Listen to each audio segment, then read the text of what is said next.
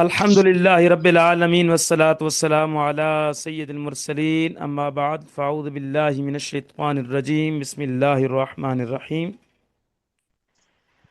آج ہم انشاءاللہ تعالی جل علم میراث کورس کا جو چوتھا سبق پڑھا تھا، موانع ارث کا بیان، جس میں ان چیزوں کا بیان پڑھا تھا جس کی وجہ سے وارث جو ہے بالکل یا وراثت سے محروم ہو جاتا ہے۔ وہ 4 موانع ارث پڑھے تھے، ٹھیک ہے۔ ان میں سے یعنی وہ اسباب جو کسی وارث کو وراثت سے بالکل روک دیتے ہیں، یعنی وہ شخص وراثت کا اہل ہی نہیں رہتا، جسے ہم علم میراث کی زبان میں محروم کہتے ہیں، ٹھیک ہے۔ ایک محجوب کا لفظ ہوتا ہے، ایک محروم کا لفظ ہوتا ہے، اس میں فرق ہے۔ محجوب وہ شخص ہوتا ہے جو وراثت کی اہلیت تو رکھتا ہے، لیکن کیا ہے، وراثت کی اہلیت تو رکھتا ہے، کسی وارث کی وجہ سے وراثت نہیں پا سکتا، ٹھیک ہے۔ یعنی کوئی اور قریبی وارث آ چکا ہوتا ہے میت کا، جس کی وجہ سے وہ کیا ہے، وراثت نہیں پا سکتا، اسے محجوب کہتے ہیں۔ لیکن محروم وہ ہوتا ہے جس میں وراثت سے روکنے والی وہ چیزیں پائی جاتی ہیں جس کی وجہ سے وارث کیا ہے، بالکل یا وراثت سے محروم ہو جاتا ہے، اسے ہم کیا کہتے ہیں، محروم۔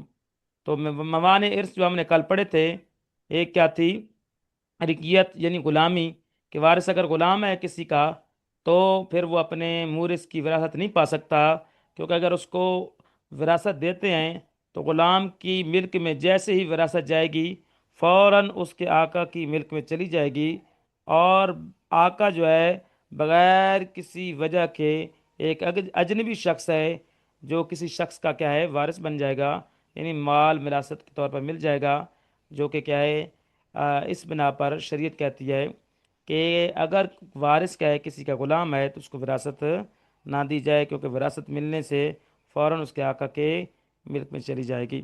دوسری کیا ہے، قتل، کہ وارث جو ہے خود مورث کو قتل کر دے، اور قتل کی 4 اقسام تھی۔ قتل کی کتنی اقسام؟ 5 اقسام تھی، جن میں سے کیا ہے 4 اقسام، یہ قتل عمد، قتل شبہ عمد، قتل خطا اور قتل قائم مقام خطا۔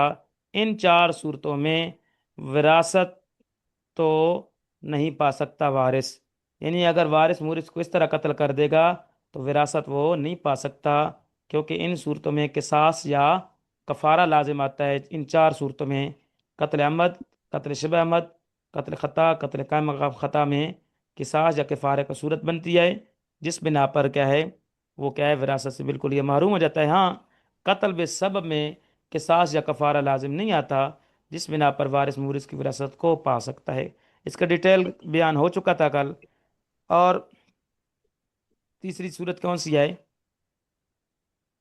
کیا اختلاف ہے؟ دینین۔ دینین، 2 دین کا اختلاف ہونا، یعنی 2 دینوں کا مختلف ہونا، کہ وارث و مورث کا دین کیا ہے، مختلف ہے، تو پھر وارث مورث کی وراثت کو نہیں پا سکتا۔ اور چوتھی صورت کون سی ہے؟ اختلاف دار، کہ وارث و مورث کا دار کیا ہے، مختلف ہے۔ اور تو عموماً یہ صورت کس کے بارے میں ہے؟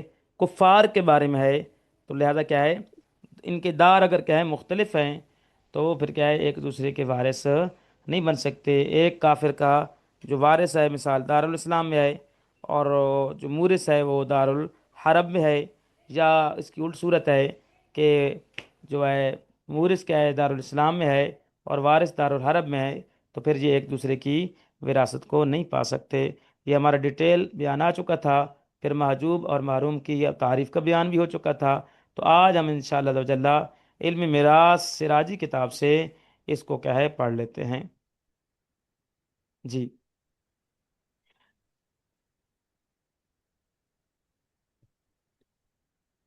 تو ہمارا جو آج کا بیان ہے وہ ہے فصل فی الموانع، فصل ہے کس کے بارے میں؟ معنی کے بارے میں۔ تو یہ ہماری جو ہے آج کا سبق ہے، یہ فصل ہے کس کے بارے میں؟ معنی کے بارے میں۔ تو المانع من الارث، المانع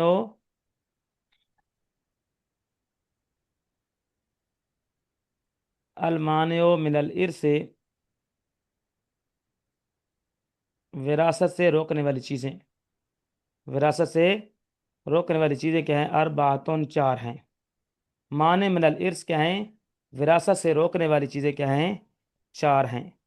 ان میں سے پہلی چیز کیا ہے؟ الرقو، کہ غلامی، یعنی وارث کیا ہے؟ غلام ہے، وافرن کان او ناقصن، یہ جو غلامی ہے چاہے وہ کامل غلامی ہو، مکمل غلام ہو، او ناقصن، یا وہ ناقص غلام ہو، یعنی وہ کیا ہے؟ مدبر یا مکاتب ہو، یا وہ غلام کیا ہے؟ وہ اگر لونڈی ہے تو وہ ام ولد ہو۔ تو یہ جو غلامی ہے وارث میں، جو رکیت ہے، غلامی کا جو عنصر ہے وارث میں، یہ مورث کی وراثت سے بالکل یہ کیا ہے؟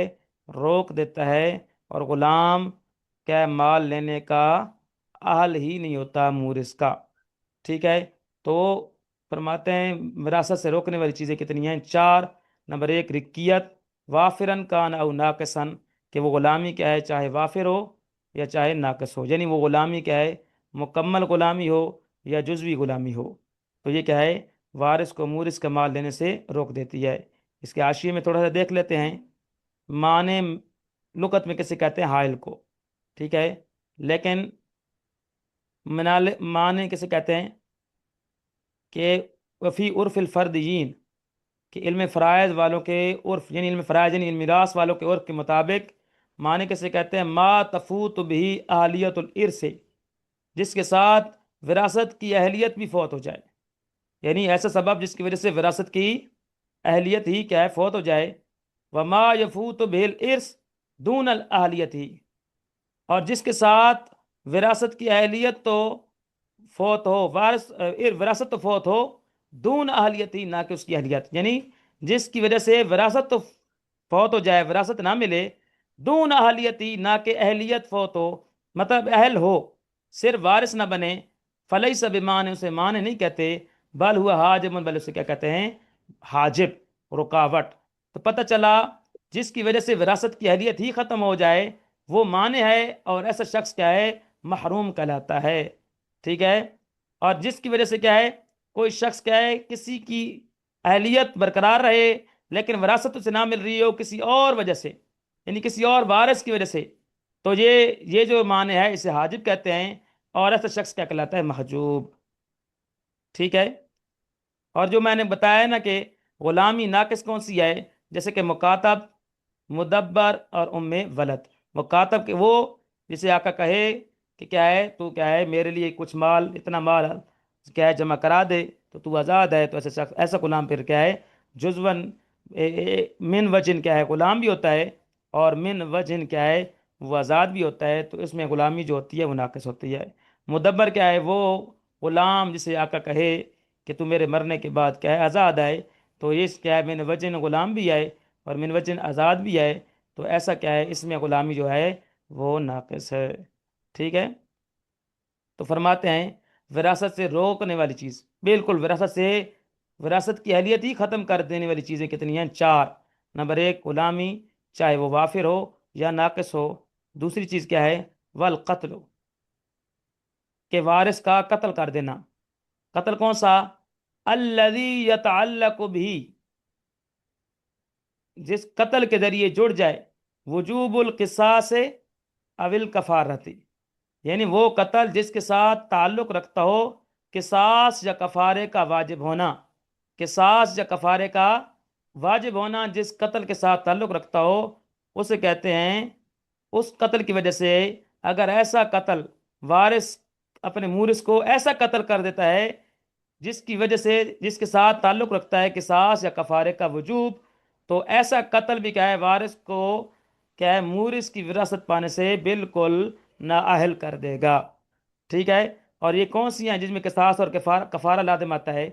ٹھیک ہے؟ وارث مورث کو کیا ہے؟ قتل کر دے، اگر دیکھیں قتل کر بھی دے وارث مورث کو اور پھر بھی وراثت ملتی رہے، تو پھر ہر ایک کیا ہے؟ وراثت کو پانے کے لیے کیا ہے؟ مورث کو قتل کرتا رہے گا، جو کہ ناجائز اور حرام بھی ہے۔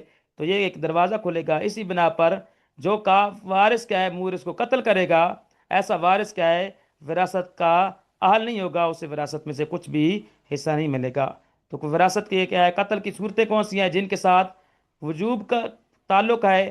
وہ ہے قتل عمد، وہ ہے قتل عمد۔ کل میں ڈیٹیل کے ساتھ کر گیا تھا کہ کوئی شخص کیا ہے؟ کسی کو مارے اسلحہ وغیرہ سے، ٹھیک ہے، جان بوجھ کر، یا وہ جو کیا ہے قائم مقام، وہ جس کے قائم مقام چیزوں کے ساتھ قتل کرے، یعنی اسلحہ وغیرہ، یعنی اس کے علاوہ جو تیز دھار آلے ہیں ان سے قتل کرے، تو یہ کیا ہے قتل عمد ہے۔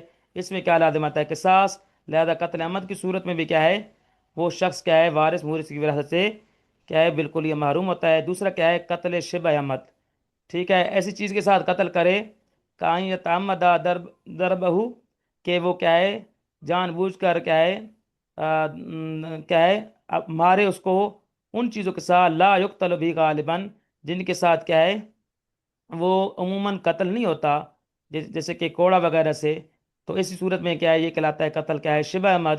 اس صورت میں پھر کیا ہے کفارہ لازم آتا ہے، تو ایسی صورت میں بھی کیا ہے وارث کیا ہے مورث کا اگر کیا ہے ہاتھ وغیرہ کے تھپڑ وغیرہ کے ذریعے مارے اور فوت ہو جائے، تو ایسی صورت میں کیا ہے وہ وارث مورث کی وراثت کا اہل نہیں رہتا۔ اس کے علاوہ کیا ہے کون سی صورت ہے قتل خطا، اسی طرح کیا ہے وما اجری مجر الخطا، یعنی وہ قتل جو قائم مقام خطا ہے، اس صورت میں فرماتے ہیں فیحرم القاتل عن المیراث فی هذه الصور كلها، کہ قاتل میراث سے محروم ہو جاتا ہے ان ساری صورتوں میں۔ تو ایسی صورتوں میں کیا ہے وہ کیا ہے کون سی چار صورتیں، قتل عمد، قتل شبہ عمد، قتل خطا، ٹھیک ہے، اور قتل قائم مقام خطا، یہ چار صورتوں میں کیا ہے وارث قاتل جو ہے وہ میراث سے ان تمام صورتوں میں محروم ہو جاتا ہے، کیونکہ حدیث پاک کے اندر الفاظ ہیں، حضرت ابن عباس سے حدیث مروی ہے لا یارث القاتل من المقتول شیئا، کہ قاتل جو ہے مقتول سے کسی چیز کا وارث نہیں بنتا۔ ہاں ایک صورت ہے قتل بے سبب کی، کہ اذا کان القتل بالتسبیب، کہ یعنی جب قتل کیا ہے وارث کی جانب سے مورث کا پایا گیا لیکن قتل بے سبب تھا، مطلب ایک سبب بنا کہ وارث نے مثال کے طور پر ایک کنواں کھدوایا، لیکن اس نے تو کیا ہے کنواں پانی کے لیے کھدوایا، اور ہوا کیا کہ جو مورث تھا اس کا باپ تھا وہ آ رہا تھا اور اس کو کیا ہے اس کنویں میں گر کر کیا ہے فوت ہو گیا، تو اب کیا ہے یہ نہیں کہیں گے کہ اب جو ہے نا وارث نے چونکہ کنواں اس لیے کھدوایا ہے کہ مورث کیا ہے فوت ہو جائے تاکہ وہ وراثت کو حاصل کر لے، تو لہذا کیا ہے یہ کیا ہے سبباً گویا قتل ہوا ہے، تو ایسی صورت میں پھر کیا ہے وارث مورث کا کیا ہے قاتل نہیں ہے، بلکہ یہ جو ہے وارث نے کنواں تو پانی کے لیے کھدوایا تھا، لیکن مورث اگر جا کر کیا ہے گر کر فوت ہو گیا ہے تو اس کو قتل بے سبب کہیں گے، لیکن ایسی صورت میں کیا ہے وارث مورث کی وراثت سے کیا ہے محروم نہیں ہوگا بلکہ وراثت ملے گی، ٹھیک ہے۔ اس کے بعد جو تیسری صورت ہے وہ ہے معنی ارث کی، وراثت سے روک دینے والی چیزوں کی، کیا ہے اختلاف الدینین، یعنی دو دینوں کا مختلف ہونا، یعنی وارث اور مورث کے دونوں کا دین کیا ہو مختلف ہو، تو یہ بھی کیا ہے یہ جو تیسری صورت ہے دو دینوں کا اختلاف، یعنی وارث اور مورث کے دینوں کا اختلاف جو ہے وہ بھی کیا ہے ایک دوسرے کو کیا ہے وراثت سے بالکل کیا ہے محروم کر دیتا ہے، اہلیت ہی نہیں رہتی، ٹھیک ہے، کیونکہ حدیث پاک کے اندر ہے کیا ہے لا یتوارث اہل ملتین شتیٰ، کہ دو ملتوں والے کبھی بھی باہم وارث نہیں بن سکتے، یعنی فلا یارث الکافر من المسلم ولا المسلم من الکافر، کہ کافر مسلمان سے وارث نہیں بن سکتا اور مسلمان کافر سے وارث نہیں بن سکتا، ٹھیک ہے۔ آخری صورت کون سی ہے قتل معنی ارث کی، وہ ہے اختلاف الدارین، کہ دو دار کا مختلف ہونا، دو دار کا مختلف ہونا، یہ ہے چوتھی صورت، ٹھیک ہے۔ پہلا معنی ارث کی کون سی ہے وراثت سے بالکل محروم کر دینے والی صورتوں میں سے ایک صورت کیا ہے غلامی، کہ وارث کا غلام ہونا، یہ وراثت سے بالکل محروم کر دیتا ہے وارث کو۔ دوسرا کیا ہے وارث کا مورث کو قتل کر دینا، جس قتل میں قصاص یا کفارے کا وجوب ثابت ہو، تو ایسا قتل بھی کیا ہے وارث کو مورث کی وراثت سے بالکل محروم کر دیتا ہے۔ دوسرا کیا ہے تیسری چیز کیا ہے کہ وارث اور مورث دونوں کا دین مختلف ہونا، یہ بھی کیا ہے وارث کو مورث کی وراثت سے بالکل یا محروم کر دیتا ہے۔ اور چوتھی صورت کیا ہے دو دار کا مختلف ہونا، کہ مطلب دو دار سے مراد ایک دارالاسلام ہو ایک دارالحرب ہو، تو کیا ہے وارث اور مورث ایک دوسرے کے دار میں رہتے ہیں، مطلب وارث دارالاسلام میں رہتا ہے تو مورث کیا ہے دارالحرب میں رہتا ہے، یا مورث کیا ہے دارالاسلام میں رہتا ہے تو وارث دارالحرب میں رہتا ہے، تو ایسی صورت میں یہ ایک دوسرے کے وارث نہیں بن پائیں گے۔ دونوں کا دار مختلف ہو تو کیا ہے، دونوں کا ملک کیا ہے مختلف ہو تو وہ پھر کیا ہے ایک دوسرے کے وارث نہیں بن سکتے۔ اب دار کے مختلف ہونا اب ایک صورت ہے حقیقتاً، یعنی دونوں کا دار ایک حقیقتاً مختلف ہو، اور میں نے آپ کو بتایا تھا کہ یہ کس کے بارے میں ہے، کفار کے بارے میں ہے، یہ شرک کس کے بارے میں ہے، وراثت سے محروم کرنے کی، کفار کے بارے میں ہے۔ تو جو دار کا مختلف ہونا جو حقیقتاً ہوگا، کل حربی و ذمی، حربی کون سا ہوتا ہے، وہ کافر ہوتا ہے جو دارالحرب میں رہتا ہے، اور ذمی وہ کافر ہوتا ہے جو دارالاسلام میں رہتا ہے اور ٹیکس دے کر رہتا ہے۔ یعنی جیسے اقلیتیں رہتی ہیں مسلمانوں کے ملک میں، تو اقلیتوں والے جو کافر ہیں جو مسلمانوں کے ملک میں رہتے ہیں، ٹیکس دے کر رہتے ہیں، ایسے کیا کہلاتے ہیں، ذمی کہلاتے ہیں۔ تو مثال کے طور پر ایک شخص کیا ہے دارالحرب میں رہ رہا ہے، ٹھیک ہے، وہ کافر ہے، باپ ہے مثال، ٹھیک ہے، وہ حربی کافر ہے دارالحرب میں رہ رہا ہے، اور اس کا بیٹا کیا ہے ٹیکس دے کر دارالاسلام میں رہ رہا ہے، تو جو دارالحرم میں رہ رہا ہے کافر وہ حربی کافر ہے، اور جو اس کا بیٹا کافر کیا ہے دارالاسلام میں ٹیکس دے کر رہ رہا ہے وہ ذمی کافر ہے۔ تو ان دونوں کا دار چونکہ حقیقتاً مختلف ہے، ایک دارالحرم میں رہ رہا ہے ایک دارالاسلام میں رہ رہا ہے، تو لہذا کیا ایک دوسرے کے وارث نہیں بن پائیں گے۔ او حکمن، یا دار کیا ہے دونوں کفار کا حکمن مختلف ہو، حکمن مختلف ہونے کی ایک صورت یہ ہے کل مستامن و ذمی، جیسے کہ امان لے کر دارالاسلام میں آنے والا وہ کافر جو امان لے کر آیا دارالاسلام، و ذمی اور وہ کافر جو دارالاسلام میں ٹیکس دے کر رہتا ہے، تو یہ کیا ہے ان کا دار اگر دیکھا جائے تو دو چونکہ دارالاسلام میں آ چکے ہیں، ایک کہ جو کیا ہے مثال کے طور پر کافر باپ ہے یا بیٹا ہے، اور وہ کیا ہے دارالاسلام میں آیا ہے کیا ہے امان لے کر، مطلب آج کل کی صورت کیا بنے گی، یعنی وہ کیا ہے ویزٹ پہ آیا ہوا ہے، یعنی ویزا لے کر کوئی جو ملک میں آیا ہوا ہے دارالاسلام میں، ٹھیک ہے کافر، اور دوسرا کیا ہے ذمی ہے، یعنی ہے کافر جو دارالاسلام میں رہتا ہے اور پکا اس کا دارالاسلام کا رہائشی ہے، ٹیکس دے کر پکا رہتا ہے، تو ان دونوں کا دار اب چونکہ دارالاسلام بن گیا، دیکھنے میں تو کیا ہے دونوں کا دار کیا ہے دارالاسلام ہے، لیکن حکمن کیا ہے حکمن دونوں کا دار مختلف ہے، کیونکہ مستامن جو ہے وہ وزٹ ویزے کے ذریعے آیا ہوا ہے، ٹھیک ہے، وہ ویزا لے کر آیا ہوا ہے دارالاسلام میں، وہ اس دارالاسلام کا اصلی رہائشی یعنی رہنے والا نہیں ہے، وہ صرف وزٹ کے طور پر آیا ہوا ہے، اگرچہ دارالاسلام میں آ چکا ہے، اور ذمی تو ویسے کیا ہے اس ملک کا کیا ہے دارالاسلام کا رہائشی ہے جو ٹیکس دے کر رہ رہا ہے، تو ان کا دار حقیقتاً تو کہ ایک ہے لیکن حکماً چونکہ مختلف ہے، مستامن کا دار کیا ہے دارالحرب ہے، اور ذمی کا دار دارالاسلام ہے، حالانکہ جو ایک دوسرے کے وہ کیا ہیں وہ کافر ہیں، تو یہ کیا ہے ان کا دار گویا حکماً مختلف ہے، لہذا ایک دوسرے کی وراثت کو نہیں پا سکیں گے۔ یا دونوں ہی حربیوں، یعنی دونوں ہی کافر کیا ہیں حربی ہیں، اور ایک دارالحرب کسی اور ملک میں رہتا ہے اور دوسرا کافر کیا ہے جو بیٹا ہے وہ کسی اور ملک میں رہتا ہے، اور دونوں ہی کیا ہیں دونوں ہی حربی ہیں، مطلب وہ بھی کیا ہے دارالحرب میں رہتا ہے وہ بھی دارالحرب میں رہتا ہے، وارث مورث دونوں کیا ہیں دارالحرب میں رہتے ہیں اور دونوں ہی کافر ہیں، تو یہ گویا کیا ہے من دارین مختلفین، یہ بھی دو دار ہو گئے ہیں، دو دار اور دو کیا ہے مختلف ہیں، تو یہ بھی کیا ہے حکمن گویا کیا ہے دونوں دار کیا ہیں مختلف ہیں۔ تو کیا پتہ چلا کہ حقیقتاً دار مختلف ہو جیسے کہ حربی اور ذمی، اور کیا ہے حکمن دار مختلف ہو جیسے کہ مستامن اور ذمی کا دار یا دونوں حربیوں کا دار، یہ کیا ہے دو مختلف دار ہیں، تو یہ کیا ہے ایسے جو ہیں کفار وارث مورث اپنی جو ہے نا ایک دوسرے کی وراثت سے بالکل محروم ہو جاتے ہیں۔ اب دار کی ڈیفینیشن کر رہے ہیں، تعریف کر رہے ہیں، دار کیسے کہتے ہیں، دار کیسے کہتے ہیں، انما والدار انما تختلف باختلاف المنعات والملک، کیا ہے دار کیا ہے مختلف ہوتا ہے کس طرح، باختلاف المنعاتی کہ لشکر مختلف ہوں، دونوں کی جو ہے لشکر کیا ہیں مختلف ہوں، اور کیا ہے بادشاہ دونوں کے مختلف ہوں، تو وہ گویا دار کیا ہیں مختلف ہیں، اور ایک دوسرے کو تحفظ کیا ہے ایک دوسرے کا تحفظ کیا ہے منقطع ہو جائے، لانقطاع العصمت فیما بینہم، کہ ان کے ملکوں کے رہنے والوں کے درمیان جو تحفظ ہے وہ منقطع ہو جائے، تو یہ دار کو کیا ہوتے ہیں مختلف۔ میں اس کی مثال ایسے دے سکتا ہوں آپ کو، ایسے سمجھانے کے لیے ایک مثال دے رہا ہوں، یہ نہیں دے رہا کہ دارالاسلام دارالحرب کی، بس محض ایک سمجھانے کے لیے کہ جیسے کہ ایک کوئی ملک پاکستان میں رہتا ہے اور ایک ملک انڈیا میں رہتا ہے، تو اب یہ دار کیا ہیں، یہ کیا ہے، یہ دونوں دار کیا ہیں، مختلف ہیں۔ کیوں؟ دونوں کی الگ الگ فوجیں ہیں اور دونوں کے بادشاہ الگ الگ ہیں۔ اب آپ جانتے ہیں کہ پاکستان کا کوئی جو شخص رہائشی انڈیا جائے بارڈر کراس کر کے بغیر ویزے کے، جب ویزے کے بغیر جائے تو وہاں کیا ہے، اس کو تحفظ حاصل نہیں ہوتا، اور وہاں کا رہائشی اگر پاکستان میں آ کر رہے تو کیا ہے، اس کو بھی کیا ہے، تحفظ حاصل نہیں ہوتا۔ تو گویا یہ دار کیا ہیں، مختلف ہیں۔ تو دار کے مختلف ہونا کیسے ہوتا ہے؟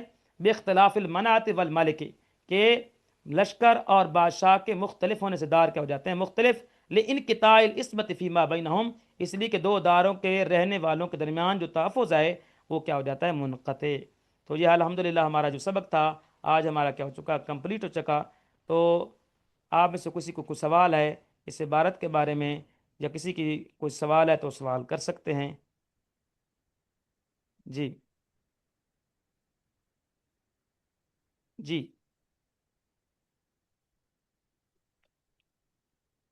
کوئی ڈاؤٹ ہے عبارت میں، کوئی بات سمجھ نہیں آئی تو سوال کر سکتے ہیں۔ استاد محترم بھی مستعمن ذرا بتائیں کیا ہوتا ہے؟ مستامن، زبردست سوال کیا ہے۔ مستامن دیکھیں، وہ جو امان لے کر دارالاسلام میں آئے، امان لے کر، اچھا، جیسے کہ مثال کے طور پر، ایک منٹ، ہے انڈیا کا ایک شخص، ٹھیک ہے، اور وہ وزٹ ویزے پر پاکستان آ جائے، تو اب اسے امان ملتا ہے یا نہیں ملتا؟ امان مل جاتا ہے ملتا نا ہے اسے، وہ آ کر جی رہتا ہے چند دنوں کا، تو وہ کیا ہے، گویا اس کو کیا ہے، تحفظ دے رہی ہوتی ہے، حکومت بھی دے رہی ہوتی ہے، ٹھیک ہے۔ اور جی، اگر بارڈر کراس کر کے آئے تو اب اسے تو امان ملتا ہے؟ نہیں مل سکتا، ٹھیک ہے۔ نہیں، تو مستعمن کون جی ہوتا ہے؟ جو وزٹ ویزے کے ذریعے جب ویزا لے کر کے آئے کسی ملک میں، امان لے کر آئے، تو وہ کیا ہوتا ہے، مستعمن۔ اور ایک مثال کے طور پر، ایک شخص رہ ہی ہمارے ملک میں رہا ہے وہ کیا ہے، مثال کے طور پر کافر ہندو ہے بالفرض، ٹھیک ہے، اور اس کا بیٹا جو ہے مثال انڈیا میں رہتا ہے، ٹھیک ہے، تو بیٹا پاکستان آ جائے وزٹ ویزے کے ذریعے، تو اب وہ کہا جائے گا گویا ایک طرح کا، میں یہ نہیں کہوں گا، یہ کہیں گے کہ کیا ہے، یہ مستعمن ہے، اور جو یہاں کا رہنے والا اس کا باپ ہے ملک پاکستان کا، تو وہ کیا ہوگا، ذمہ، جسے اقلیتیں رہتی ہیں کسی ملک میں۔ ٹھیک ہو گیا، امید ہے آپ کو یہ سبق سمجھ آ چکا ہوگا۔ انشاءاللہ عز و جل۔